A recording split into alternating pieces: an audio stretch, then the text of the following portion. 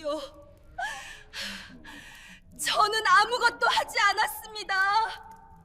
밤 11시 궁궐 어딘가에서 비명소리가 들립니다. 누구의 비명일까요? 왜 비명을 지르고 있을까요? 궁녀 3,000명이 가장 두려워한 장소. 한 번 들어가면 살아 돌아올 수 없는 곳. 아무 죄도 없던 22살 여인이 왜 그곳에서 고문당해야 했을까요?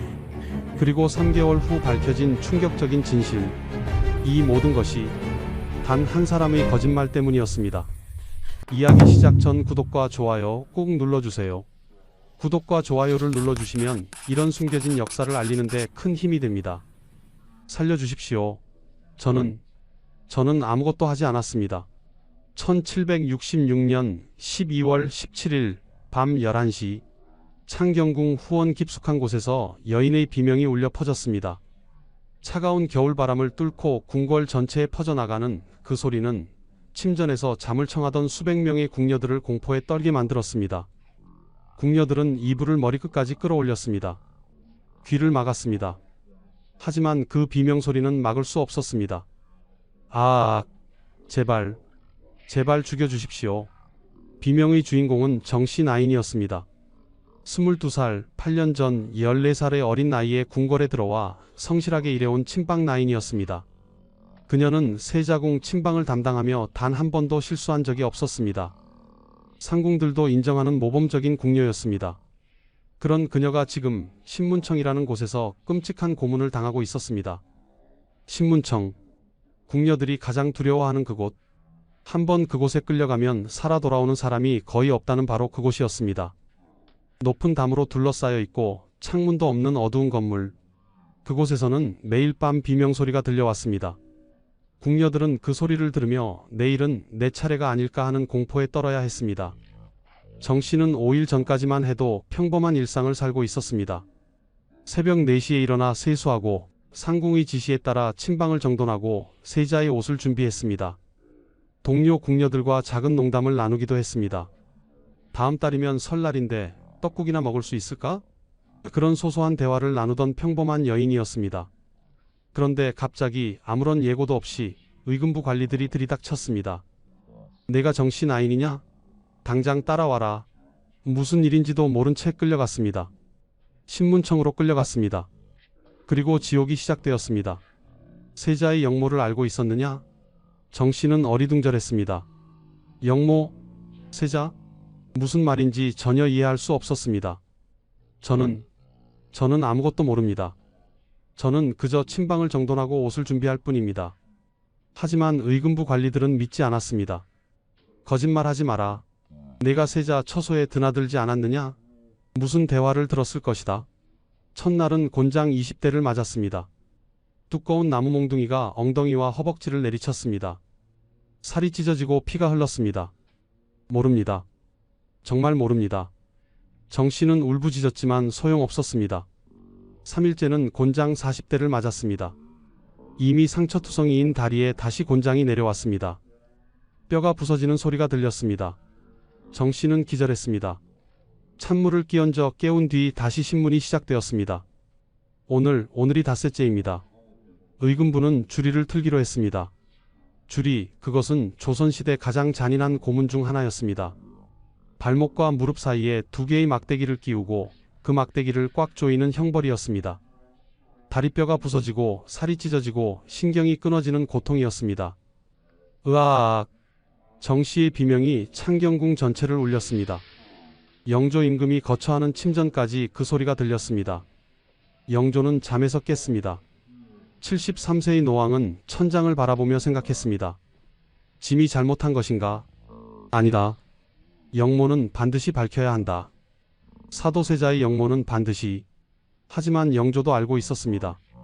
혹시 자신이 무고한 사람들을 고문하고 있는 것은 아닐까? 하지만 의심은 멈출 수 없었습니다. 한 번 시작된 국문은 끝까지 가야 했습니다. 그것이 조선의 법이었습니다. 신문청 제3호실. 정씨는 이제 의식이 희미했습니다. 눈앞이 흐려졌습니다. 더 이상 고통도 느껴지지 않았습니다. 이제 곧 죽겠구나. 정씨는 생각했습니다. 이렇게 억울하게 죽는구나. 하지만 그녀만이 아니었습니다. 신문청에는 4개의 방이 있었습니다. 제1호실에서는 김씨 상궁이 고문당하고 있었습니다. 48살, 25년간 궁궐을 지켜온 상궁이었습니다. 제2호실에서는 이씨 나인이 이미 숨을 거두었습니다. 25살, 고문을 견디지 못하고 죽었습니다. 제4호실에서는 박씨 무수리가 기절한 채 누워 있었습니다. 이날 밤 창경궁에는 4곳에서 동시에 비명이 울려 퍼졌습니다. 궁녀들은 이불 속에서 벌벌 떨었습니다. 내일은 나일지도 몰라. 언제 끌려갈지 몰라. 공포가 궁궐을 지배했습니다. 대체 무슨 일이 벌어진 것일까요? 왜 아무 죄도 없는 궁녀들이 이렇게 끔찍한 고문을 당해야 했을까요? 신문청, 그곳은 대체 어떤 곳이었을까요? 그리고 왜 조선시대 궁녀들은 그곳을 가장 두려워했을까요? 이것은 단순한 처벌이 아니었습니다. 조선 궁궐에는 여성들만을 위한, 아니 여성들만이 당하는 특별한 고문 시스템이 있었습니다. 왕도, 대신들도 함부로 할 수 없는 일을 궁녀들에게는 아무렇지 않게 자행했습니다. 그 시스템의 정체는 무엇이었을까요? 그리고 3개월 후 충격적인 진실이 밝혀집니다. 정 씨를 비롯한 50여 명의 궁녀가 고문당한 이유, 그것은 모두 한 사람의 거짓말 때문이었습니다. 증거도 없고 증인도 없고 그 어떤 근거도 없는 한 사람의 거짓말이 50명의 여인을 지옥으로 몰아넣었습니다. 그중 7명은 목숨을 잃었습니다. 23명은 평생 불구가 되었습니다. 누가 상상이나 했을까요? 아침에 침방을 정돈하던 22살 여인이 저녁에는 고문실에서 비명을 지를 줄. 25년간 성실히 일하던 상궁이 하루아침에 영모의 공범으로 몰릴 줄. 15살 어린 무수리가 곤장을 맞고 유배를 갈 줄. 이 무서운 이야기가 궁금하시다면 영상 끝까지 봐주세요. 조선시대 궁녀들이 가장 두려워한 그곳, 신문청의 진실을 낱낱이 파헤쳐 보겠습니다. 그리고 우리는 알게 될 것입니다. 권력이 얼마나 쉽게 무고한 사람을 짓밟을 수 있는지, 의심이 얼마나 쉽게 사람을 죽일 수 있는지. 이제 시간을 거슬러 올라가 보겠습니다. 1766년의 비극을 이해하기 위해서는 조선시대 궁녀 제도가 어떻게 만들어졌는지 알아야 합니다. 200년 전 1592년으로 돌아가 보겠습니다. 임진왜란이 일어났습니다. 선조는 의주까지 피난을 갔습니다. 7년간의 전쟁 끝에 조선은 폐허가 되었습니다. 궁궐은 불탔고 백성들은 굶주렸고 나라의 체계는 무너졌습니다. 전쟁이 끝난 후 선조는 궁궐을 재건하며 동시에 궁중제도를 정비하기 시작했습니다. 그중 하나가 바로 내명부 제도, 즉 궁녀 제도였습니다. 조선 초기에도 궁녀는 있었습니다. 하지만 체계적이지 않았습니다. 임진왜란 이후 선조는 명나라의 제도를 참고하여 내명부 5품계 체계를 확립했습니다. 가장 높은 품계는 정일품 빈이었습니다. 왕의 후궁 중 가장 높은 지위였습니다. 그 다음은 정이품 귀인, 종이품 소의, 정삼품 수의, 종삼품 소용, 정사품 수경이 있었습니다. 그 아래 실무를 담당하는 궁녀들이 있었습니다. 종오품 상궁이 가장 높았습니다. 상궁은 각 부서를 총괄하는 관리자였습니다. 침방, 수라간, 세탁방, 침선방 등 각 부서마다 제조상궁이 있었고 그 아래 여러 명의 상궁들이 있었습니다. 상궁 아래에는 종육품 상의, 종칠품 상복, 종팔품 상식, 종구품 상침이 있었습니다. 그리고 품계가 없는 궁녀들이 있었습니다. 나인과 무술이었습니다. 나인은 견습 궁녀로 10년에서 15년 정도 일하며 경력을 쌓으면 상궁으로 승진할 수 있었습니다. 무술이는 가장 낮은 계급으로 청소나 빨래 같은 허드렛 일을 담당했습니다. 선조시대에 정비된 이 제도는 광해군, 인조, 효종을 거치며 더욱 체계화되었습니다. 그리고 숙종시대에 이르러 완전히 확립되었습니다. 숙종시대 궁녀의 수는 무려 3,000명에 달했습니다.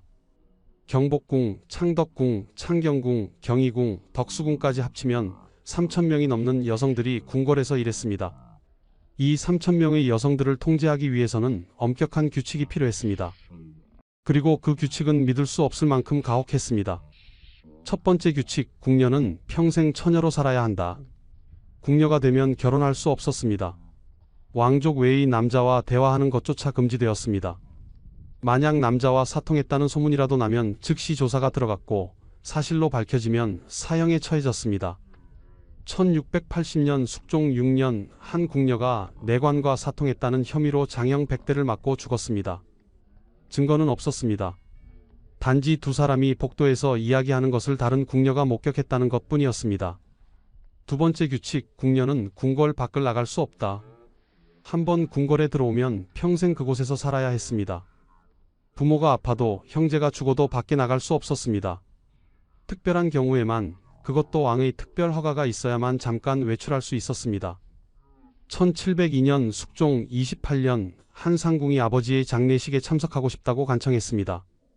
30년간 궁궐에서 일한 상궁이었습니다. 하지만 허락되지 않았습니다.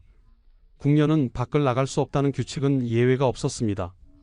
세 번째 규칙, 작은 실수도 용납되지 않는다. 궁녀의 일은 완벽해야 했습니다. 왕의 수라에 머리카락 한 올이 들어가도 안 되었습니다. 왕의 옷에 실밥이 튀어나와도 안 되었습니다. 왕의 방 청소 중 물건을 떨어뜨려도 안 되었습니다. 이런 작은 실수 하나하나가 모두 처벌의 대상이었습니다. 1715년 숙종 41년 수라간 나인 한 명이 국에 머리카락 한 올을 넣었다는 이유로 장형 30대를 맞았습니다. 그 나인은 곤장을 맞다가 기절했고 결국 유배를 갔습니다. 1724년 경종 4년 세손의 옷에 실밥이 튀어나온 것을 발견한 영조는 담당 나인에게 곤장 40대를 명했습니다. 1728년 영조 4년 왕의 방 청소 중 물컵을 깬 나인은 즉시 궁궐에서 쫓겨났습니다. 작은 실수도 이렇게 가혹하게 처벌받았는데 큰 실수는 어땠을까요? 왕의 음식을 잘못 만들면? 왕의 옷을 잘못 준비하면? 왕의 명령을 잘못 전달하면? 그런 실수는 목숨으로 대가를 치러야 했습니다. 그리고 이 모든 처벌이 이루어지는 곳이 바로 신문청이었습니다. 신문청은 언제 만들어진 것일까요? 정확한 기록은 남아있지 않습니다. 하지만 광해군 시대부터 존재했다는 것은 확실합니다. 1618년 광해군 10년의 기록에 궁녀를 신문청에서 국문하다라는 구절이 나옵니다. 신문청은 창경궁 후원 깊숙한 곳에 있었습니다. 높은 담으로 둘러싸여 있었고 출입이 엄격히 통제되었습니다. 건물은 두 동이었습니다. 한 동에는 4개의 방이 있었습니다. 각 방에서 동시에 신문과 고문이 진행될 수 있었습니다. 다른 한 동에는 임시 구금 시설이 있었습니다. 신문을 기다리는 궁녀들이 갇혀 있는 곳이었습니다. 신문청에서 사용된 형벌은 여러 가지였습니다. 가장 기본적인 것이 장형, 즉 곤장이었습니다. 두꺼운 나무 몽둥이로 엉덩이와 허벅지를 때리는 형벌이었습니다. 경중에 따라 10대에서 100대까지 때렸습니다. 30대만 맞아도 살이 찢어지고 뼈가 부서졌습니다. 50대를 맞으면 평생 걷지 못하는 경우가 많았습니다. 100대를 맞으면 대부분 죽었습니다. 곤장보다 더 잔인한 형벌도 있었습니다. 줄이었습니다. 발목과 무릎 사이에 2개의 막대기를 끼우고 양쪽에서 조이는 형벌이었습니다. 다리뼈가 부서지는 고통이었습니다. 줄이를 한 번 당하면 평생 절름발이가 되었습니다. 압술도 있었습니다. 무릎 위에 두꺼운 판자를 올리고 그 위에 사람이 올라가는 형벌이었습니다. 무릎뼈가 으스러지는 고통이었습니다. 압술을 당한 사람은 무릎을 제대로 구부릴 수 없었습니다. 낙형도 있었습니다. 불에 달군 쇠로 살을 지지는 형벌이었습니다. 이것은 가장 중대한 범죄에만 사용되었습니다. 영모나 사통 같은 죄의 낙형이 사용되었습니다. 하지만 이때까지는 아무도 몰랐습니다. 이 신문청이 1766년 그 참혹한 사건의 무대가 될 줄은, 이 고문 도구들이 50명의 무고한 여인들을 죽음으로 몰아넣을 줄은, 그리고 그 모든 것이 한 사람의 거짓말에서 시작될 줄은 아무도 몰랐습니다. 선조가, 광해군이, 인조가, 효종이, 숙종이 만든 이 제도는 원래 궁궐의 질서를 지키기 위한 것이었습니다. 3,000명의 여성을 효율적으로 관리하기 위한 시스템이었습니다. 하지만 그 시스템은 점점 더 가혹해졌습니다. 그리고 1766년 그 가혹함이 절정에 달했습니다. 궁녀들의 하루는 새벽 4시에 시작되었습니다. 아직 해가 뜨기 전 캄캄한 어둠 속에서 일어나야 했습니다. 겨울이면 영하 10도 아래로 떨어지는 추위 속에서도, 여름이면 무더운 열기 속에서도 예외 없이 새벽 4시에 일어났습니다. 먼저 세수를 했습니다. 차가운 우물물로 얼굴을 씻었습니다. 겨울에는 얼음장 같은 물이었지만 상관없었습니다. 깨끗이 씻어야 했습니다. 머리를 빗었습니다. 단정하게 쪽을 찌고 비녀를 꽂았습니다. 궁녀복을 입었습니다. 주름 하나 없이 깔끔하게 입어야 했습니다. 새벽 5시가 되면 각자의 부서로 갔습니다. 친방 나인들은 왕이나 왕비, 세자의 침전으로 갔습니다. 밤새 쌓인 먼지를 닦았습니다. 이불을 개었습니다. 방을 정돈했습니다. 한치의 오차도 없이 완벽하게 정돈해야 했습니다. 만약 먼지가 조금이라도 남아있으면, 만약 이불이 삐뚤게 개져 있으면 즉시 상궁에게 보고되었고 처벌받았습니다. 수라간 나인들은 왕의 아침 수라를 준비했습니다. 조선시대 왕의 수라는 12첩 반상이었습니다. 12가지 반찬과 국, 밥, 김치로 구성되었습니다. 모든 음식은 3번씩 검사를 받았습니다. 먼저 수라간 상궁이 맛을 봤습니다. 독이 있는지 확인하기 위해서였습니다. 그 다음 의원이 검사했습니다. 마지막으로 왕이 드시기 전에 다시 한번 확인했습니다. 음식 하나하나가 완벽해야 했습니다. 밥알의 크기가 고르지 않으면 안 되었습니다. 국의 간이 조금이라도 맞지 않으면 안 되었습니다. 반찬의 색깔이 선명하지 않으면 안 되었습니다. 그리고 무엇보다 중요한 것은 절대로 머리카락이나 다른 이물질이 들어가면 안 된다는 것이었습니다. 1738년 영조 14년 한 가지 사건이 있었습니다. 왕의 수라에 작은 돌멩이 하나가 들어갔습니다. 밥을 짓는 과정에서 쌀에 섞여 있던 돌멩이가 그대로 들어간 것이었습니다. 영조는 경노했습니다. 이것이 무엇이냐? 짐을 죽이려는 것이냐? 수라간 담당 나인 3명이 즉시 신문청으로 끌려갔습니다. 곤장 40대씩을 맞았습니다. 책임자인 상궁은 곤장 60대를 맞았습니다. 그 상궁은 고문 후유증으로 3년 뒤 사망했습니다. 세탁방 나인들은 왕족들의 옷을 빨았습니다. 왕의 용포, 왕비의 치마 저고리, 세자의 도포까지 모든 옷을 손으로 빨았습니다. 세탁기가 없던 시대였으니까요. 차가운 물에 손을 담그고 몇 시간씩 빨았습니다. 겨울이면 손이 터지고 피가 났습니다. 하지만 쉴 수 없었습니다. 왕족의 옷은 항상 깨끗해야 했으니까요. 침선방 나인들은 옷을 지었습니다. 왕의 새 용포, 왕비의 새 치마 저고리, 세자의 새 도포를 만들었습니다. 바느질은 정교해야 했습니다. 한 땀 한 땀 정성스럽게 떠야 했습니다. 실밥이 튀어나오면 안 되었습니다. 매듭이 울퉁불퉁하면 안 되었습니다. 색깔이 고르지 않으면 안 되었습니다. 1752년 영조 28년 세손 훗날의 정조의 새 도포를 만들던 중 한 가지 실수가 있었습니다. 옥깃에 실밥이 조금 튀어나와 있었습니다. 아주 작은, 눈에 거의 띄지 않는 실밥이었습니다. 하지만 영조의 눈에 띄었습니다. 이것이 무엇이냐? 세손의 옷을 이렇게 만드느냐? 담당 나인은 곤장 30대를 맞았습니다. 그 나이는 허벅지 뼈가 부러졌고 결국 침선방에서 쫓겨나 수라간 허들의 일을 하게 되었습니다. 이렇게 궁녀들의 일상은 완벽함과의 싸움이었습니다. 조금의 실수도 용납되지 않았습니다. 그리고 그 실수는 즉시 처벌로 이어졌습니다. 하지만 궁녀들이 두려워한 것은 단순한 처벌만이 아니었습니다. 더 무서운 것은 상궁들의 권력이었습니다. 특히 제조상궁은 각 부서의 절대 권력자였습니다. 제조상궁의 말 한마디에 나인의 운명이 결정되었습니다. 제조상궁이 이 나인은 게으르다고 말하면 그 나인은 즉시 곤장을 맞았습니다. 제조상궁이 이 나인은 불성실하다고 말하면 그 나인은 쫓겨났습니다. 제조상궁은 왕비보다 무서운 존재였습니다. 왕비는 궁녀들의 일상에 직접 개입하지 않았습니다. 하지만 제조상궁은 매일 궁녀들을 감시했습니다. 아침부터 밤까지 지켜봤습니다. 작은 실수도 놓치지 않았습니다. 그리고 가차없이 처벌했습니다. 1745년 영조 21년 친방 제조상궁이었던 최씨 상궁의 이야기가 있습니다. 최씨 상궁은 30년간 궁궐에서 일하며 절대 권력을 가지게 되었습니다. 그녀의 말 한마디에 나인 10명이 동시에 곤장을 맞았습니다. 그녀가 싫어하는 나인은 아무리 성실해도 승진할 수 없었습니다. 그녀가 좋아하는 나인은 실수를 해도 봐주었습니다. 한 번은 이런 일이 있었습니다.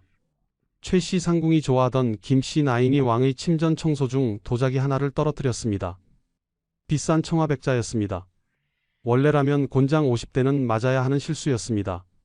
하지만 최씨 상궁은 내가 실수한 것이라고 거짓말했습니다. 김씨 나인을 구한 것입니다. 반대로 최씨 상궁이 미워하던 박씨 나인은 아무 실수도 하지 않았는데 곤장을 맞았습니다. 어느 날 최씨 상궁이 박씨가 침방을 제대로 정돈하지 않았다고 거짓 보고를 한 것입니다. 박씨 나인은 억울했지만 변명할 수 없었습니다. 상궁의 말에 반박하는 것은 더 큰 죄였으니까요. 박 씨는 곤장 20대를 맞았습니다. 이렇게 궁녀들의 운명은 상궁의 손에 달려 있었습니다.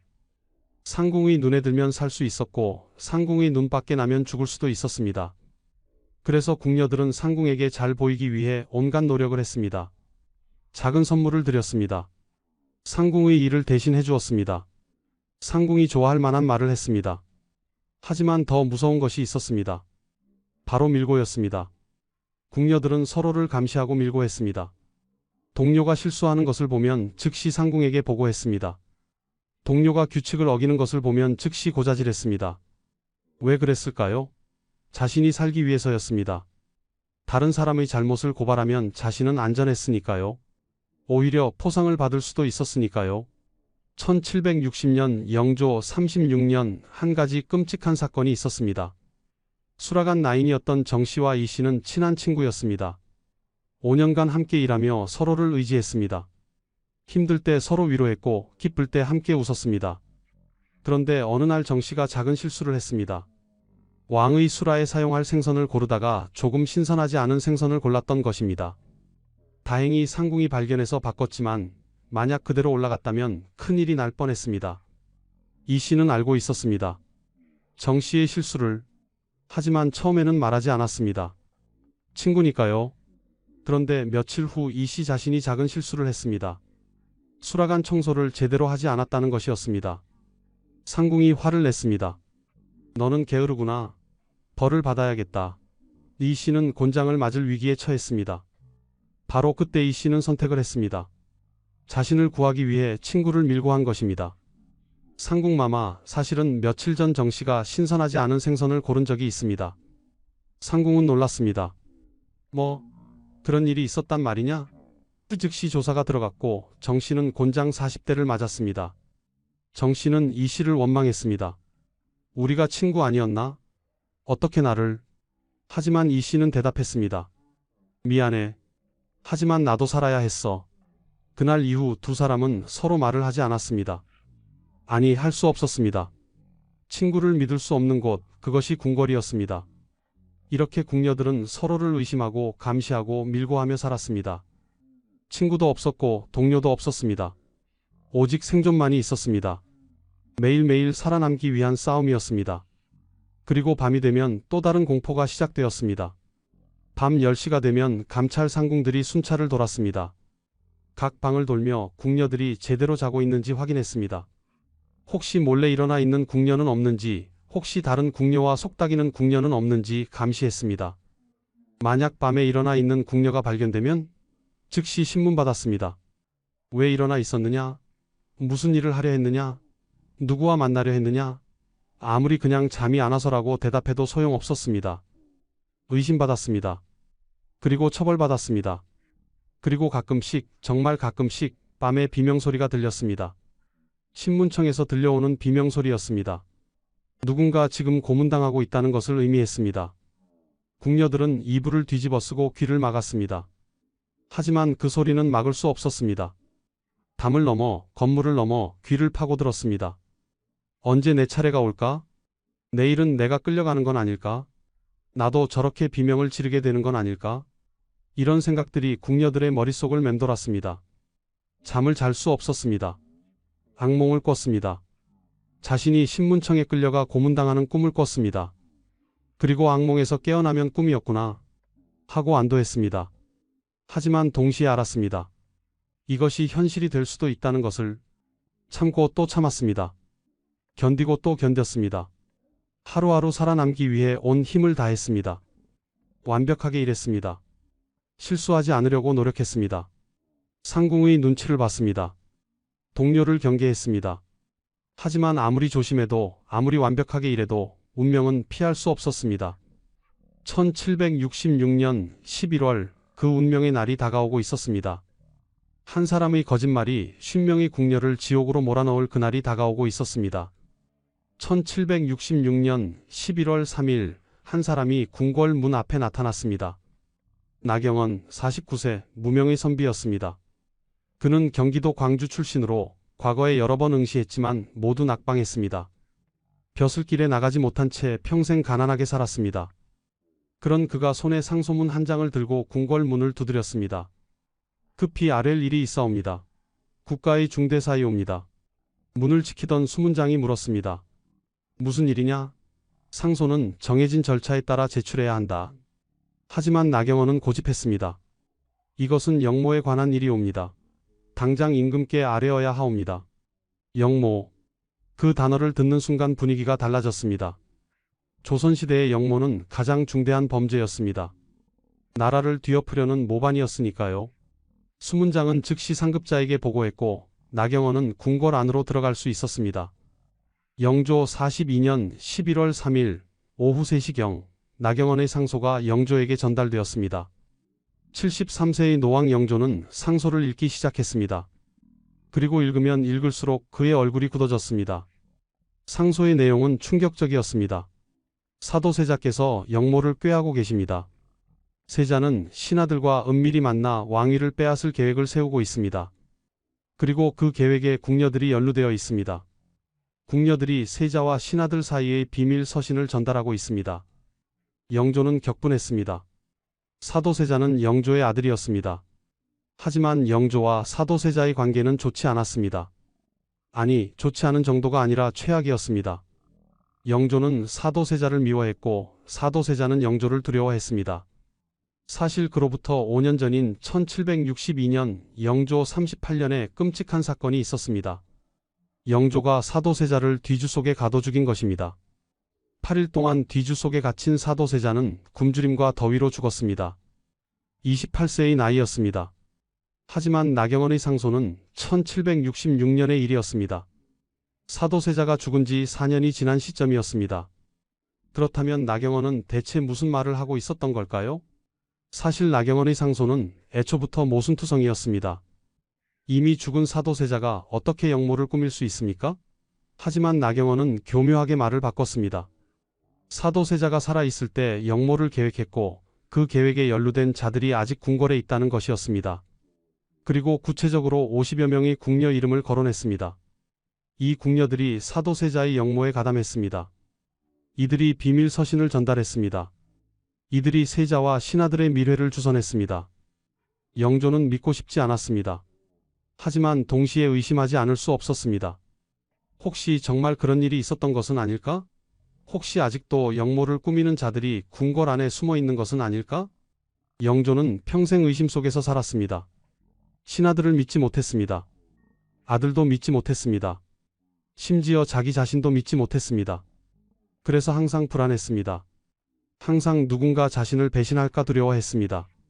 항상 누군가 영모를 꾸밀까 걱정했습니다. 나경원의 상소는 바로 그 불안과 의심을 파고들었습니다. 영조는 결정을 내렸습니다. 즉시 조사하라. 의금부는 관련자들을 모두 체포하라. 진실을 밝혀내라. 1766년 11월 4일 의금부가 움직이기 시작했습니다. 나경원이 거론한 50여 명의 궁녀 명단이 작성되었습니다. 그리고 한 명씩 체포하기 시작했습니다. 가장 먼저 체포된 것은 친방 제조상궁 김씨였습니다. 48세, 25년간 궁궐에서 일해온 베테랑 상궁이었습니다. 그녀는 사도세자가 살아있을 때 세자궁 친방을 총괄했습니다. 따라서 만약 영모가 있었다면 그녀가 알았을 것이라는 논리였습니다. 김씨 상궁은 당황했습니다. 무슨 말씀이십니까? 저는 아무것도 모릅니다. 하지만 의금부는 들으려 하지 않았습니다. 일단 신문청으로 가자. 거기서 자세히 이야기하면 된다. 김씨 상궁은 끌려갔습니다. 그 다음은 친방 나인들이었습니다. 정씨, 이씨, 박씨, 최씨 한 명씩 불려나갔습니다. 너희들은 세자 처소를 드나들지 않았느냐? 혹시 이상한 대화를 들은 적은 없느냐? 세자께서 누구와 만나셨느냐? 궁녀들은 두려웠습니다. 무슨 일인지도 몰랐습니다. 대체 무슨 혐의인지도 몰랐습니다. 그저 신문청으로 가자는 말만 들었을 뿐입니다. 신문청. 그 무서운 곳. 한번 들어가면 살아나오기 힘든 곳. 정씨 나인도 그날 체포되었습니다. 22세, 8년간 성실히 일해온 그녀는 아무런 잘못도 하지 않았습니다. 하지만 나경원의 명단에 그녀의 이름이 있었습니다. 정씨 나인, 세자궁 친방 담당, 비밀 서신 전달 혐의. 이것만으로 충분했습니다. 정씨는 끌려갔습니다. 저는 아무것도 하지 않았습니다. 저는 그저 침방을 정돈하고 옷을 준비했을 뿐입니다. 정 씨는 애원했습니다. 하지만 소용없었습니다. 가서 자세히 이야기하자. 의금부 관리들은 차갑게 말했습니다. 11월 4일 하루 동안 15명의 궁녀가 체포되었습니다. 11월 5일에는 20명이 더 체포되었습니다. 11월 6일에는 나머지 15명이 체포되었습니다. 총 50명의 궁녀가 나흘 만에 모두 신문청으로 끌려갔습니다. 신문청에는 4개의 신문실이 있었습니다. 하지만 50명을 동시에 신문할 수는 없었습니다. 그래서 일부는 임시 구금 시설에 갇혔습니다. 자기 차례가 올 때까지 기다려야 했습니다. 그 기다림은 고문보다 더 무서웠습니다. 언제 불려갈지 모르는 불안, 무슨 질문을 받을지 모르는 공포, 어떤 고문을 당할지 모르는 두려움. 정 씨는 3일 동안 기다렸습니다. 좁고 어두운 방에 갇혀서 밥은 하루에 한 번 나왔습니다. 물 한 그릇과 보리밥 한 공기, 그것도 제대로 먹을 수 없었습니다. 무서워서, 불안해서, 손이 떨려서 옆방에서는 비명소리가 들렸습니다. 누군가 지금 고문당하고 있었습니다. 으악, 살려주세요. 저는 모릅니다. 그 소리를 들으며 정 씨는 생각했습니다. 곧 내 차례구나. 나도 저렇게 비명을 지르게 되는구나. 그녀의 생각은 맞았습니다. 11월 7일 정 씨의 차례가 왔습니다. 정 씨 나인 나와라. 무거운 문이 열리는 소리가 들렸습니다. 의금부 관리 2명이 들어왔습니다. 정 씨는 일어섰습니다. 아니, 일어나려고 했습니다. 하지만 다리가 떨려서 제대로 설 수 없었습니다. 3일 동안 제대로 먹지도 자지도 못했으니까요. 관리들이 정 씨의 팔을 잡아 끌었습니다. 복도를 지나 신문실로 갔습니다. 제3호실이었습니다. 문을 열고 들어가자 차가운 기운이 느껴졌습니다. 창문이 하나도 없는 방이었습니다. 횃불 몇 개가 벽에 걸려 있었고 그 불빛이 방 안을 희미하게 비쳤습니다. 방 한가운데에는 두꺼운 나무 판자가 놓여 있었습니다. 신문 받는 사람이 앉는 자리였습니다. 벽에는 각종 형구들이 걸려 있었습니다. 곤장, 주리, 앞슬. 정 씨는 그것들을 보고 온몸이 얼어붙었습니다. 앉아라. 의금부 도사가 차갑게 말했습니다. 정 씨는 나무 판자 위에 앉았습니다. 차가운 나무의 감촉이 느껴졌습니다. 도사 앞에는 서한이 놓여 있었고 그 위에는 종이와 붓이 준비되어 있었습니다. 옆에는 기록관이 앉아 있었습니다. 모든 진술을 기록하기 위해서였습니다. 내 이름은 정씨, 나이는 22, 친박 나인 맞느냐? 도사가 물었습니다. 예, 그렇습니다. 정씨는 떨리는 목소리로 대답했습니다. 좋다. 그럼 묻겠다. 너는 사도세자가 살아계실 때 세자궁 침방을 담당했느냐? 예, 그렇습니다. 그렇다면 세자의 일상을 알고 있었겠구나. 세자께서 누구를 만나셨는지, 무슨 대화를 하셨는지 알고 있을 것이다. 도사의 목소리가 날카로워졌습니다. 정 씨는 당황했습니다. 저는 그저 침방을 정돈하고 옷을 준비했을 뿐입니다. 세자께서 누구를 만나시는지는 제가 알 수 없습니다. 거짓말하지 마라. 또 도사가 소리쳤습니다. 네가 침방을 담당했다면 당연히 알았을 것이다. 세자께서 역모를 꾸미셨고 너는 그 역모에 가담했다. 비밀 서신을 전달했다. 세자와 신하들의 밀회를 주선했다. 아닙니다. 저는 그런 일을 한 적이 없습니다. 정 씨는 필사적으로 부인했습니다. 하지만 도사는 믿지 않았습니다. 그렇다면 증거가 있다. 나경원이라는 사람이 모든 것을 폭로했다. 내 이름도 거기 있다. 네가 비밀 서신을 전달했다고 명확히 적혀 있다. 정 씨는 어리둥절했습니다. 나경원? 그 사람이 누구지? 저는 그런 사람을 아는가? 비밀 서신? 저는 그런 것을 전달한 적이 없는데 저는 정말 모릅니다. 나경원이라는 분도 모르고 비밀 서신도 전달한 적이 없습니다. 아직도 발뺌하는구나. 좋다. 그렇다면 형벌로 진실을 밝혀야겠다. 도사가 손을 들었습니다. 형리 2명이 들어왔습니다. 그들은 두꺼운 곤장을 들고 있었습니다. 곤장 20대를 쳐라. 도사가 명령했습니다. 형리들이 정 씨를 나무 판자 위에 엎드리게 했습니다. 정 씨의 치마를 걷어 올렸습니다. 엉덩이와 허벅지가 드러났습니다. 제발. 저는 아무것도 하지 않았습니다. 정 씨는 애원했습니다. 휙. 첫 번째 곤장이 내려왔습니다. 으윽. 정씨는 신음했습니다. 두꺼운 나무 몽둥이가 살을 때렸습니다. 엄청난 충격이었습니다. 휙. 두 번째 곤장. 악. 비명이 터져 나왔습니다. 휙. 세 번째. 네 번째. 다섯 번째. 10대를 맞을 때쯤 정씨의 엉덩이는 이미 피투성이가 되었습니다. 살이 찢어졌습니다. 피가 흘렀습니다. 하지만 곤장은 계속되었습니다. 15대, 16대, 17대. 정씨는 의식이 희미해졌습니다. 고통이 너무 심해서 더 이상 느껴지지 않을 정도였습니다. 20대가 끝났습니다. 정씨는 나무판자 위에 쓰러져 있었습니다. 움직일 수 없었습니다. 너무 아팠습니다. 형리들이 정씨를 다시 앉혔습니다. 다시 묻겠다. 네가 비밀 서신을 전달했느냐? 또 도사가 물었습니다. 아, 아닙니다. 저는. 정씨는 겨우 말을 했습니다. 도사는 한숨을 쉬었습니다. 아직도 자백하지 않는구나. 좋다. 오늘은 여기까지 하자. 하지만 내일은 더 심한 형벌이 기다리고 있다. 잘 생각해 보아라. 정씨는 다시 구금실로 끌려갔습니다. 바닥에 쓰러졌습니다. 엉덩이와 허벅지는 불덩이 같았습니다. 너무 아파서 움직일 수 없었습니다. 밥이 나왔지만 먹을 수 없었습니다. 물을 마시려 했지만 손이 떨려서 컵을 들 수 없었습니다. 그날 밤 정씨는 잠을 잘 수 없었습니다. 너무 아파서, 그리고 너무 무서워서. 내일은 더 심한 형벌이라고 했다. 대체 무엇을 할까? 나는 견딜 수 있을까? 이틀이 지났습니다. 11월 9일 정씨는 다시 신문실로 끌려갔습니다. 같은 제3호실이었습니다. 같은 도사가 앉아 있었습니다. 하지만 오늘은 분위기가 달랐습니다. 벽에 걸린 형구 중 주리가 내려와 있었습니다. 정씨, 이틀 동안 잘 생각해 보았느냐? 또 도사가 물었습니다. 저는 정말 아무것도 하지 않았습니다. 정씨는 떨리는 목소리로 대답했습니다. 도사는 고개를 저었습니다. 아직도 거짓말하는구나. 좋다. 오늘은 주리를 틀겠다. 주리. 그 단어를 듣는 순간 정씨는 온몸이 얼어붙었습니다. 주리는 조선시대 가장 잔인한 고문 중 하나였습니다. 다리뼈가 부서지는 고통이었습니다. 한 번 주리를 당하면 평생 절름발이가 되었습니다. 형리들이 정씨를 바닥에 눕혔습니다. 다리를 펴게 했습니다. 발목과 무릎 사이에 두 개의 두꺼운 막대기를 댔습니다. 그리고 양쪽에서 끈으로 묶었습니다. 제발, 제발 살려주십시오. 정씨는 애원했습니다. 자백하면 멈추겠다.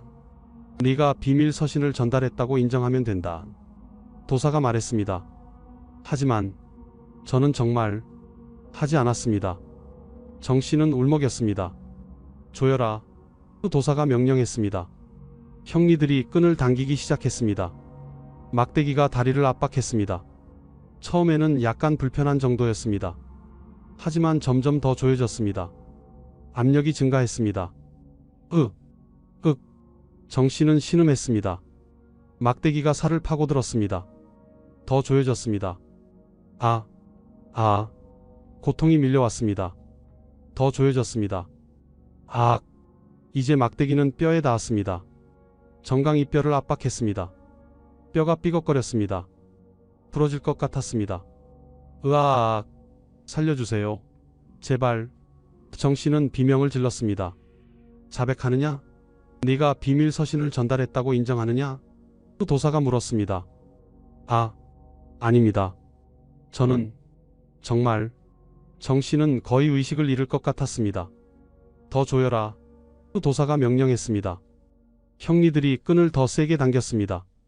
딱 뼈가 부러지는 소리가 들렸습니다. 으아악! 정씨의 비명이 신문청 전체에 울려 퍼졌습니다. 담을 넘어 궁궐 전체에 퍼졌습니다.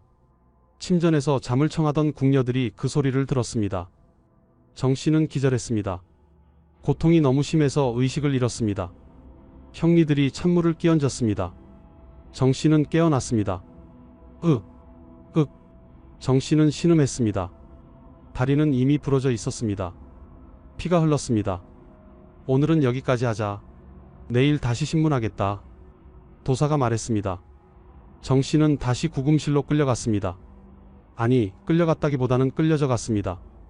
다리를 쓸 수 없었으니까요. 형리들이 정씨의 팔을 잡고 질질 끌고 갔습니다. 구금실에 도착했습니다. 바닥에 던져졌습니다. 정씨는 바닥에 누워 울었습니다. 아파서, 억울해서, 무서워서, 나는 아무것도 하지 않았는데 왜 나에게 이러는 거지? 왜? 옆방에서는 다른 궁녀의 비명이 들렸습니다. 제2호실에서는 이씨 나인이 고문당하고 있었습니다. 제1호실에서는 김씨 상궁이 고문당하고 있었습니다. 제4호실에서는 박씨 무수리가 고문당하고 있었습니다. 신문청의 4개 방에서 동시에 비명이 울려 퍼졌습니다. 1766년 11월 9일 밤 창경궁은 지옥이었습니다. 그리고 이것은 시작에 불과했습니다. 앞으로 3개월 동안 50명의 궁녀가 이런 고문을 당하게 됩니다. 그중 7명은 고문 중에 죽을 것입니다. 23명은 평생 불구가 될 것입니다. 나머지 20명도 평생 후유증을 안고 살아갈 것입니다. 정씨도 그중 한 명이었습니다. 그녀의 다리는 이미 부러졌습니다. 설령 살아남는다 해도 다시는 제대로 걸을 수 없을 것입니다. 22살 젊은 여인의 인생이 한순간에 무너졌습니다. 그리고 가장 끔찍한 것은 이 모든 것이 거짓말에서 시작되었다는 사실이었습니다. 정씨는 정말로 아무것도 하지 않았습니다. 비밀 서신도 전달하지 않았습니다. 영모에도 가담하지 않았습니다. 그저 성실히 일했을 뿐이었습니다. 하지만 아무도 믿어주지 않았습니다. 나경원의 상소가 있었으니까요. 나경원이 명단에 적었으니까요. 그것만으로 충분했습니다. 증거는 필요 없었습니다. 의심만으로 고문할 수 있었습니다. 이것이 조선시대 신문청의 실체였습니다. 이것이 궁녀들이 가장 두려워한 이유였습니다. 한 번 의심받으면 끝이었습니다. 한 번 명단에 오르면 고문을 피할 수 없었습니다. 진실은 중요하지 않았습니다. 중요한 것은 자백뿐이었습니다. 1767년 2월 15일 영조는 의금부에서 보고를 받았습니다. 3개월간의 조사 결과였습니다. 영조는 기대했습니다. 드디어 영모의 전모가 밝혀질 것이라고, 드디어 사도세자의 영모에 가담한 자들이 모두 처벌될 것이라고. 하지만 의금부 도사의 보고는 영조의 예상과 달랐습니다. 전하, 3개월간 50명의 궁녀를 신문했사옵니다. 하지만 어떠한 증거도 발견하지 못했사옵니다. 뭐, 증거가 없다고? 영조는 놀랐습니다. 그렇다면 비밀 서신은? 밀회의 증거는? 나경원이 말한 모든 것은? 도사는 고개를 숙였습니다. 전하, 비밀 서신은 발견되지 않았사옵니다. 밀회의 증거도 없사옵니다. 그 어떠한 물증도 없사옵니다. 그렇다면 자백은? 궁녀들이 자백했을 것 아니냐? 영조는 다그쳤습니다. 도사는 더욱 고개를 숙였습니다. 전하, 자백도 일관성이 없사옵니다. 김씨 상궁은 처음에 자백했다가 나중에 번복했사옵니다. 이씨 나인은 끝까지 부인했사옵니다. 정씨 나인도 부인했사옵니다. 영조는 혼란스러웠습니다. 그렇다면 영모는 없었다는 말이냐? 도사는 조심스럽게 대답했습니다. 전하, 신이 보기에 나경원의 고변은 사실이 아닌 것 같사옵니다. 그의 주장을 뒷받침할 증거가 전혀 없사옵니다. 영조는 충격을 받았습니다. 그렇다면 지난 3개월 동안 무슨 일을 한 것입니까? 50명의 궁녀를 고문한 것이 무엇을 위한 것이었습니까? 7명이 죽고 23명이 불구가 된 것이 헛된 일이었단 말입니까? 나경원을 당장 잡아오라. 영조가 명령했습니다. 의금부는 즉시 나경원을 체포했습니다. 나경원은 지난 3개월 동안 자기 집에서 조용히 살고 있었습니다. 혹시나 포상이라도 받을까 기대하며 기다리고 있었던 것입니다. 나경원은 의금부로 끌려왔습니다. 영조가 직접 신문했습니다. 네가 고변한 영모의 증거는 어디 있느냐? 비밀 서신은? 증인은? 나경원은 당황했습니다. 그것은 말해보아라. 네가 어떻게 그 모든 것을 알았느냐? 네가 궁궐에 들어온 적도 없고 궁녀들을 만난 적도 없지 않느냐? 영조의 목소리가 떨렸습니다. 분노로 그리고 슬픔으로. 나경원은 더 이상 버틸 수 없었습니다. 전하, 용서하소서. 신이 거짓말을 했사옵니다. 법정이 술렁이었습니다. 영조는 믿을 수 없다는 표정이었습니다. 거짓말이라고? 모두 거짓말이었단 말이냐? 나경원은 고개를 조아렸습니다. 그렇다옵니다. 신이 벼슬을 얻고 싶어서, 신이 가난에서 벗어나고 싶어서, 거짓으로 고변을 했사옵니다. 진실이 밝혀졌습니다. 나경원은 평생 과거에 낙방하고 가난하게 살았습니다. 49세가 되도록 벼슬 하나 얻지 못했습니다. 그는 생각했습니다. 영모를 고발하면 포상을 받을 것이다. 그러면 벼슬을 얻을 수 있을 것이다. 그래서 거짓 상소를 꾸몄습니다. 이미 죽은 사도세자를 영모의 주모자로 지목했습니다. 죽은 사람은 변명할 수 없으니까요. 그리고 무작위로 궁녀 50명의 이름을 적었습니다. 누가 어떤 일을 하는지도 몰랐습니다. 그저 듣거나 본 적 있는 이름들을 적었을 뿐입니다. 비밀 서신? 없었습니다. 밀회? 없었습니다. 증거? 없었습니다. 모든 것이 나경원의 상상이었습니다. 거짓말이었습니다. 벼슬을 얻기 위한 사기였습니다. 영조는 분노했습니다. 하지만 동시에 자책했습니다. 짐이 속았구나. 짐이 무고한 사람들을 고문했구나. 짐이 7명을 죽게 만들었구나. 영조는 밤새 잠을 이루지 못했습니다. 1767년 2월 20일 나경원에 대한 판결이 내려졌습니다. 능지처참. 조선시대 가장 잔인한 형벌이었습니다. 사지를 찢어 죽이는 형벌이었습니다. 몸을 여러 조각으로 나누어 죽이는 형벌이었습니다. 2월 25일 형이 집행되었습니다. 한양 저작거리에서 공개 처형되었습니다. 수많은 백성들이 지켜봤습니다. 나경원은 처형대에 묶였습니다.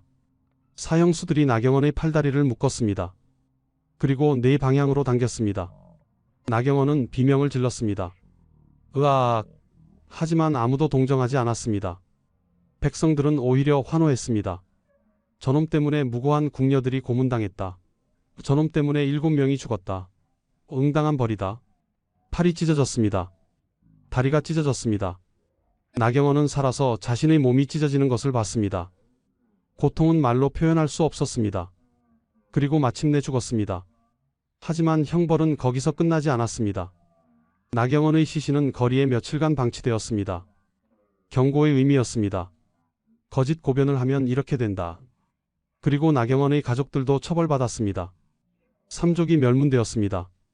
아버지, 형제, 자식들이 모두 죽었습니다. 나경원의 이름은 역사에서 삭제되었습니다. 족보에서 이름이 지워졌습니다. 무덤도 만들어지지 않았습니다. 완전히 사라진 것입니다. 하지만 이미 늦었습니다. 이미 50명의 궁녀가 고문당했습니다. 이미 7명이 죽었습니다. 이미 23명이 불구가 되었습니다. 돌이킬 수 없었습니다. 정 씨는 어떻게 되었을까요? 그녀는 살아남았습니다. 하지만 두 다리는 부러져 있었습니다. 주리로 뼈가 부서졌으니까요. 곤장 80대를 맞아 척추도 손상되었습니다. 정 씨는 더 이상 걸을 수 없었습니다. 침방 일은 할 수 없게 되었습니다. 서서 일할 수 없으니까요. 정 씨는 수라간으로 강등되었습니다. 앉아서 할 수 있는 일을 했습니다. 채소를 다듬었습니다. 쌀을 씻었습니다. 하지만 고통은 계속되었습니다. 매일 다리가 아팠습니다. 매일 허리가 아팠습니다. 1774년 영조 50년 정 씨는 30세의 나이에 사망했습니다. 사인은 요통과 합병증이었습니다. 8년 전 고문의 후유증이었습니다. 정 씨는 평생 결혼하지 못했습니다. 궁녀니까요. 평생 자식도 갖지 못했습니다. 평생 행복하지 못했습니다. 정 씨의 마지막 말은 이것이었다고 합니다. 저는 정말 아무것도 하지 않았는데. 그녀는 끝까지 억울해했습니다. 끝까지 이해할 수 없었습니다. 왜 자신이 그런 고통을 당해야 했는지. 김씨 상궁은 어떻게 되었을까요? 그녀는 처음에 고문을 견디지 못하고 거짓 자백을 했습니다. 네, 저는 비밀 서신을 전달했습니다. 하지만 나중에 진실이 밝혀지자 그녀는 석방되었습니다. 영조가 네가 자백한 것은 고문 때문이었다고 인정한 것입니다. 하지만 김씨 상궁도 이미 망가져 있었습니다. 곤장 100대를 맞아 하반신이 마비되었습니다. 그녀는 1770년 정조 즉위 직전에 52세의 나이로 사망했습니다. 25년간 성실히 일한 보람이 이것이었습니다. 이 씨 나이는 고문 중에 죽었습니다. 25세의 젊은 나이였습니다. 그녀는 끝까지 자백하지 않았습니다. 저는 아무것도 하지 않았습니다. 그 말을 남기고 죽었습니다. 이 씨의 시신은 궁궐 밖으로 옮겨져 비밀리에 매장되었습니다. 가족들은 알지 못했습니다. 딸이 어떻게 죽었는지, 박씨 무수리는 장형 100대를 맞고 유배되었습니다. 제주도로 유배되었습니다. 거기서 평생 살았습니다. 돌아올 수 없었습니다.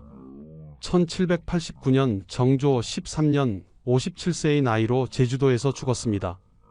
고향도 가족도 다시 볼 수 없었습니다.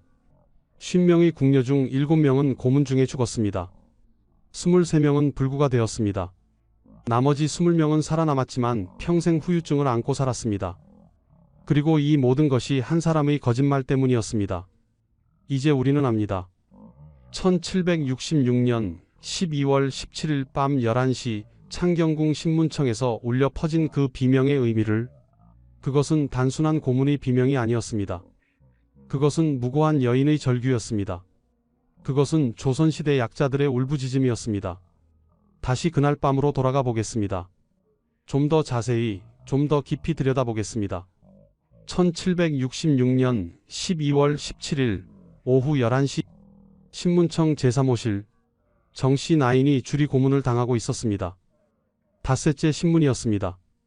의금부 도사 3명, 형리 2명, 기록관 1명이 방 안에 있었습니다. 도사 마지막으로 묻겠다. 네가 사도세자의 역모를 알고 있었느냐? 네가 비밀 서신을 전달했느냐? 정씨 모릅니다. 저는 정말 아무것도. 정씨의 목소리는 거의 들리지 않았습니다. 닷새 동안 제대로 먹지도 자지도 못했으니까요. 고문으로 몸이 망가져 있었으니까요. 하지만 도사는 들으려 하지 않았습니다. 도사 아직도 버티는구나. 줄이를 더 조여라. 형리들이 끈을 더 세게 당겼습니다. 막대기가 정씨의 다리를 더욱 압박했습니다. 뼈가 삐걱거렸습니다. 부러질 것 같았습니다. 정씨 살려주십시오. 바로 이 비명이었습니다. 바로 이 순간이었습니다. 이 비명이 신문청 밖으로 퍼져나갔습니다. 담을 넘어 궁궐 전체로 퍼져나갔습니다. 침전에서 잠을 청하던 수백 명의 궁녀들이 이 소리를 들었습니다. 침전에서 한 무수리가 이불을 뒤집어 썼습니다. 귀를 막았습니다. 들리지 않아. 하지만 소리는 계속 들렸습니다. 그녀는 떨었습니다. 내일은 나일지도 몰라. 수락안에서 한 나인이 기도했습니다. 부디 저를 지켜주소서. 저는 아무 잘못도 하지 않았습니다. 하지만 신도 대답하지 않았습니다. 침방에서 한 상궁이 울었습니다. 조용히 아무 소리도 내지 않고 울었습니다. 정씨, 불쌍한 정씨. 정씨는 그녀의 후배였습니다. 8년 전 궁궐에 들어왔을 때 그녀가 가르쳤습니다. 성실하고 착한 아이였습니다. 그런 아이가 지금 저렇게 고문당하고 있었습니다. 신문청으로 돌아가 봅시다. 정씨는 이제 의식이 희미했습니다. 눈앞이 흐려졌습니다. 귀가 멍멍했습니다. 더 이상 고통도 느껴지지 않았습니다. 너무 아파서 감각이 마비된 것입니다. 딱 뼈가 부러지는 소리가 들렸습니다. 정씨의 정강이 뼈가 부러진 것입니다. 주리의 압력을 견디지 못한 것입니다. 정씨의 더 이상 비명도 나오지 않았습니다. 그저 신음만 나왔습니다. 정씨는 기절했습니다. 형리들이 확인했습니다. 아직 살아 있습니다. 찬물을 끼얹었습니다. 정씨는 깨어나지 않았습니다. 완전히 의식을 잃은 것입니다. 도사, 오늘은 여기까지 하자. 내일 다시 신문하겠다. 정씨는 구금실로 끌려갔습니다. 바닥에 던져졌습니다. 움직이지 않았습니다. 죽은 것처럼 보였습니다. 하지만 아직 살아 있었습니다. 미약하게 숨을 쉬고 있었습니다. 그날 밤 정씨는 꿈을 꿨습니다. 8년 전 자신이 처음 궁궐에 들어오던 날의 꿈이었습니다. 14살이었습니다. 어머니가 손을 잡고 궁궐 문까지 데려다 주었습니다. 어머니, 정씨야, 궁궐에 가면 열심히 일해야 한다. 실수하지 말고 상궁님 말씀 잘 듣고. 그러면 언젠가 너도 상궁이 될 수 있을 거야. 정씨, 네, 어머니. 열심히 할게요. 걱정하지 마세요. 어머니, 그래. 우리 딸 잘할 거야. 건강하게 지내라. 어머니는 울었습니다. 딸을 궁궐에 보내는 것이 슬펐습니다. 하지만 어쩔 수 없었습니다. 가난한 집안이었으니까요. 딸이 궁녀가 되면 적어도 굶지는 않을 것이니까요. 정씨는 어머니와 헤어졌습니다. 궁궐 문을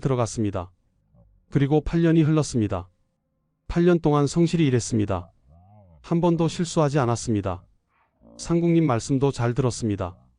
언젠가 상궁이 될 수 있을 거라 믿었습니다. 하지만 지금은 다리가 부러져 있었습니다.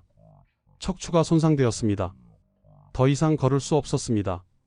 침방 일도 할 수 없었습니다. 상궁은커녕 궁녀로서의 삶도 끝난 것입니다. 정 씨는 꿈속에서 울었습니다. 어머니, 저는 아무 잘못도 하지 않았어요. 저는 열심히 일했어요. 그런데 왜 이렇게 된 거예요? 같은 시각 제1호실에서는 김씨 상궁이 신문받고 있었습니다. 48세, 25년간 궁궐을 지켜온 상궁이었습니다. 그녀는 이미 곤장 100대를 맞았습니다. 하반신이 거의 마비되었습니다. 도사 내가 사도세자의 역모를 알고 있었느냐? 김씨 저는 김씨는 고민했습니다. 진실을 말하면 고문이 계속될 것입니다. 거짓으로 자백하면 고문은 멈출 것입니다. 하지만 자백하면 죽을 수도 있습니다. 어떻게 해야 할까? 김씨는 결정했습니다. 거짓 자백을 하기로. 더 이상 고문을 견딜 수 없었으니까요. 김씨네, 저는 알고 있었습니다. 도사 무엇을 알고 있었느냐? 자세히 말해보아라. 김씨 세자께서 신하들과 만나셨습니다. 저는 그것을 보았습니다. 도사 그렇다. 역시 그랬구나. 계속 말해보아라. 김씨는 거짓말을 이어갔습니다. 아무 근거도 없는 말을 지어냈습니다. 도사는 만족스러워했습니다. 드디어 자백을 받아낸 것입니다. 김씨 상궁은 그날 밤 구금실로 돌아갔습니다. 고문은 멈췄습니다. 하지만 마음은 더 아팠습니다. 내가 거짓말을 했구나. 내가 무고한 사람들을 더 곤경에 빠뜨렸구나. 제2호실에서는 끔찍한 일이 벌어지고 있었습니다. 이씨 나인이 고문 중에 숨을 거둔 것입니다. 25세의 젊은 나이였습니다. 그녀는 앞슬 고문을 받다가 심장이 멈췄습니다. 무릎 위에 올라간 형리의 무게를 견디지 못한 것입니다. 도사어? 왜 대답이 없느냐? 형리가 확인했습니다. 죽었습니다. 도사쯧? 약한 것이. 기록하라. 이씨 나인 신문중 사망. 그것으로 끝이었습니다. 25년의 인생이 신문중 사망 4글자로 끝났습니다. 이씨의 시신은 밤중에 궁궐 밖으로 운반되었습니다. 비밀리에 매장되었습니다. 가족들은 알 수 없었습니다. 제사호실에서는 박씨 무수리가 기절해 있었습니다. 낙형을 당한 것입니다. 불에 달군 쇠로 살을 지진 것입니다. 등과 팔에 화상 자국이 여러 개 있었습니다. 박씨는 의식을 잃은 채 신음했습니다. 4개의 방에서 동시에 이런 일들이 벌어지고 있었습니다. 밤 11시부터 새벽 2시까지 3시간 동안 계속되었습니다. 비명소리가, 신음소리가, 울음소리가 신문청을 가득 채웠습니다. 그리고 궁궐의 다른 곳에서는 또 다른 비극이 있었습니다. 정 씨의 친구였던 한 나인이 목을 매달았습니다. 그녀는 정 씨가 체포되는 것을 봤습니다. 그리고 생각했습니다. 다음은 나일지도 몰라. 공포를 견딜 수 없었습니다. 스스로 목숨을 끊었습니다. 20세의 젊은 나이였습니다. 이것이 1766년 12월 17일 밤의 진실이었습니다. 이것이 신문청의 실체였습니다. 이것이 궁녀들이 가장 두려워한 이유였습니다. 그리고 가장 끔찍한 것은 이 모든 것이 아무 의미도 없었다는 사실입니다. 정 씨는 정말로 아무것도 하지 않았습니다. 김씨 상궁도 이씨 나인도 박씨 무수리도 아무 잘못이 없었습니다. 그들은 그저 나경원의 거짓 명단에 이름이 올랐을 뿐입니다. 3개월 후 진실이 밝혀졌을 때 이미 7명이 죽었습니다. 이미 23명이 불구가 되었습니다. 돌이킬 수 없었습니다. 나경원은 처형되었지만 그것이 무슨 소용이었습니까? 죽은 사람은 돌아오지 않았습니다. 부러진 뼈는 다시 붙지 않았습니다. 영조는 후회했습니다. 하지만 너무 늦었습니다. 그는 남은 생명 동안 이 죄책감을 안고 살아야 했습니다. 밤마다 꿈에서 궁녀들의 비명을 들었다고 합니다. 밤마다 정 씨 살려주십시오라는 외침을 들었다고 합니다. 시간이 흘렀습니다. 1796년 정조 20년 나경원 사건으로부터 30년이 지났습니다. 정조는 할아버지 영조의 기록을 검토하고 있었습니다. 조선왕조실록을 펼쳐 1766년의 기록을 읽었습니다. 영조 42년 11월 3일 나경원이 사도세자의 역모를 고변하다. 궁녀 50명을 체포하여 신문하다. 영조 42년 12월 17일 신문 계속. 이씨 나인 고문중 사망. 영조 43년 2월 15일 나경원의 고변이 모두 거짓으로 밝혀지다. 나경원을 능지처참에 처하다. 정조는 깊은 한숨을 쉬었습니다. 이 사건은 너무 가혹했다. 정조는 할아버지를 존경했습니다. 하지만 이 사건만큼은 동의할 수 없었습니다. 무고한 사람들을 고문한 것, 그것은 잘못이었습니다. 정조는 결정을 내렸습니다. 억울하게 죽은 궁녀들을 복권하라. 그들의 명예를 회복시켜라. 그리고 유족들에게 보상하라. 1796년 3월 정조의 명령이 내려졌습니다. 고문 중 사망한 7명의 궁녀가 복권되었습니다. 그들의 이름이 다시 기록되었습니다. 이들은 무고했다. 이들은 아무 잘못도 하지 않았다.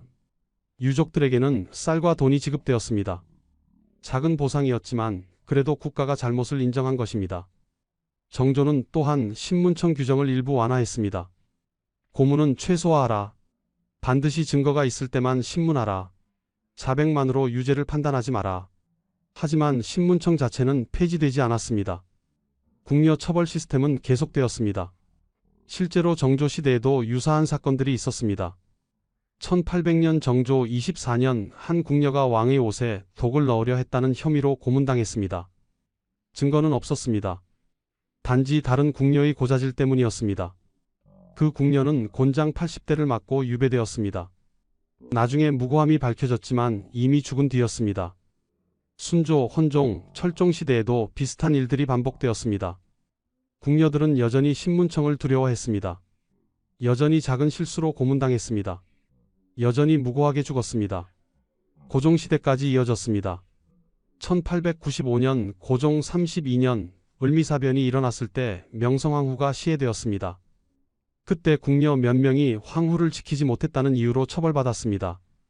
그들도 신문청에서 고문당했습니다. 1910년 대한제국이 멸망했습니다. 국내부가 폐지되었습니다. 신문청도 폐지되었습니다. 건물은 철거되었습니다. 마지막 상궁들이 궁궐을 떠났습니다. 300년간 이어진 궁녀 제도가 끝났습니다. 하지만 한 사람이 기억하고 있었습니다. 최씨 상궁이었습니다. 그녀는 1751년에 태어나 15세에 궁궐에 들어왔습니다. 1766년 나경원 사건 당시 그녀는 15세 무술이었습니다. 다행히 국문 대상에는 포함되지 않았습니다. 하지만 그 공포를 생생히 기억했습니다. 최 씨는 70세까지 궁궐에서 살았습니다. 상궁이 되었습니다. 1821년 순조 21년 그녀는 말년에 후배 궁녀들에게 이야기했습니다. 내가 15세였을 때 끔찍한 일이 있었지. 50명의 궁녀가 한꺼번에 잡혀갔어. 신문청으로 끌려갔지. 매일 밤 비명소리가 들렸어. 정씨라는 나인이 있었는데 참 착한 아이였어. 열심히 일했지. 하지만 고문당해서 다리가 부러졌어. 8년 뒤에 죽었지. 왜 그런 일이 있었어요? 한 젊은 나인이 물었습니다. 한 사람의 거짓말 때문이었어. 나경원이라는 사람이 거짓으로 고변했지. 벼슬을 얻으려고. 그 거짓말이 50명을 죽음으로 몰아넣었어. 그 사람은 어떻게 됐어요? 능지처참 당했지. 하지만 그게 무슨 소용이야? 이미 7명이 죽었는데. 이미 23명이 불구가 됐는데. 최씨 상궁은 한숨을 쉬었습니다. 밤이면 아직도 그 비명소리가 들려. 55년이 지났는데도 살려주십시오라는 소리가, 정씨의 목소리가, 나는 평생 그 소리를 잊을 수 없을 거야. 최씨 상궁은 1826년 순조 26년 75세의 나이로 사망했습니다. 그녀의 마지막 말은 이것이었다고 합니다. 신문청, 그곳만은, 다시는. 시간이 더 흘렀습니다. 2024년 현재 창경궁은 관광 명소가 되었습니다. 매일 수천 명의 사람들이 방문합니다. 아름다운 건물들을 봅니다. 예쁜 정원을 거닙니다. 사진을 찍습니다. 창경궁 후원 깊은 곳에는 대나무 숲이 있습니다. 사람들은 그곳을 가장 아름다운 장소라고 합니다. 인스타그램에 사진을 올립니다. 창경궁 대나무 숲 너무 예뻐요. 하지만 아무도 모릅니다. 250년 전 그곳에 신문청이 있었다는 것을, 그곳에서 매일 밤 비명소리가 들렸다는 것을, 50명의 무고한 여인들이 고문당했다는 것을, 7명이 죽었다는 것을. 대나무는 바람에 흔들립니다. 사각사각 소리를 냅니다. 어떤 사람들은 그 소리가 아름답다고 합니다. 하지만 어떤 사람들은 그 소리 속에서 다른 것을 듣습니다. 희미한 비명 소리를, 살려주십시오 하는 외침을. 역사는 우리에게 무엇을 말하고 있을까요? 첫째, 권력은 약자를 향할 때 가장 잔인합니다. 영조는 신하들을 함부로 고문할 수 없었습니다. 대신들에게는 법적 절차가 있었습니다. 하지만 궁녀들에게는 아무런 보호도 없었습니다. 상소 한 장이면 충분했습니다. 의심만으로 고문할 수 있었습니다. 둘째, 의심은 증거 없이도 사람을 죽입니다. 나경원은 아무런 증거도 없었습니다. 그저 명단에 이름을 적었을 뿐입니다. 하지만 그것만으로 50명이 고문당했습니다. 영조의 의심, 그것이 50명을 지옥으로 몰아넣었습니다. 셋째, 시스템의 폭력은 개인의 폭력보다 무섭습니다. 의금부 도사는 개인적으로 궁녀들을 미워하지 않았을 것입니다. 형리들도 개인적 원한은 없었을 것입니다. 하지만 시스템이 그들에게 고문하라고 명령했습니다. 그래서 그들은 고문했습니다. 양심의 가책 없이. 넷째, 침묵은 공범입니다. 3,000명의 궁녀가 있었습니다. 그들은 알고 있었습니다. 정씨가 무고하다는 것을, 김씨 상궁이 억울하다는 것을. 하지만 아무도 말하지 않았습니다. 자신이 다음 희생자가 될까 두려워서 침묵했습니다. 그 침묵이 50명을 죽음으로 몰아넣었습니다. 다섯째, 3,000명의 궁녀, 그들도 누군가의 딸이었습니다. 누군가의 언니였고 누군가의 친구였습니다. 그들도 꿈이 있었습니다. 행복하고 싶었습니다. 사랑받고 싶었습니다. 하지만 시스템은 그들을 인간으로 보지 않았습니다. 그저 대체 가능한 부품으로 봤습니다. 정씨의 어머니는 딸이 어떻게 죽었는지 알았을까요? 아마 몰랐을 것입니다. 그저 딸이 병으로 죽었다는 소식만 들었을 것입니다. 어머니는 평생 딸을 그리워하며 살았을 것입니다. 내가 딸을 궁궐에 보내지 않았더라면, 내가 더 가난을 견뎠더라면, 이씨 나인의 가족은 어땠을까요? 25세 딸이 갑자기 죽었다는 소식을 들었을 때 아버지는 무너졌을 것입니다. 어머니는 미쳐버렸을지도 모릅니다. 동생들은 평생 언니를 기억했을 것입니다. 팍씨 무수리가 제주도 유배지에서 죽었을 때 고향에 있는 가족들은 알았을까요? 아마 몰랐을 것입니다. 그저 소식이 끊겼다고 생각했을 것입니다. 어쩌면 살아있을 거라고, 언젠가 돌아올 거라고 믿으며 평생을 기다렸을지도 모릅니다. 하지만 역사는 이들을 기억하지 않습니다. 조선 왕조실록에는 궁녀 50명을 신문하다라는 간단한 기록만 있을 뿐입니다. 이름도 나이도 그들의 꿈도 기록되지 않았습니다. 역사는 승자의 기록이라고 했습니다.